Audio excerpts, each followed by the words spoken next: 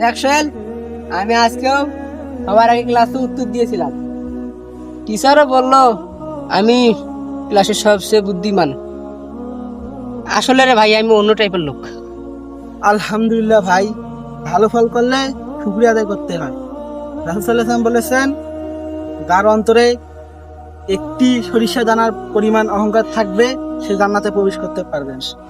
আর ভাই, এসব জান্নাত জাহান্নাম তোর কাছে মানায়। আর আমি তো মনে করো সবার উপরে থাকতে চাই। আমি তো, আমার কাছে কত টাকা পয়সা ধন দৌলতে, তুই তো গরিব, তুই তো ফকির, তোর কাছে তো কিছুই নাই। শোন রাফি, দুনিয়ার জিনিস নিয়ে গর্ব করিস না, কারণ এগুলো কোনো চিরস্থায়ী না। শোন, যদি আল্লাহ তাআলা কালকে তোর কাছ থেকে সবকিছু করে নেয়, তখন তুই কি করবি? এই, আল্লাহ বা আমার কাছে কিছু কেন কেড়ে নেবে?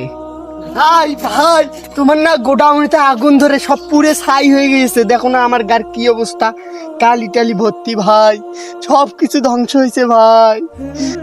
আরে তুই কি বললি? আরে তুই কি বললি? আমার তো সবকিছু শেষ। তুই কি বললি? আল্লাহ গো, সবকিছু শেষ। আরে ওঠ, আমি তোকে এইখানে বলছিলাম যে অহংকার মানুষকে ধ্বংস করে, তুই যাক বুঝলি না।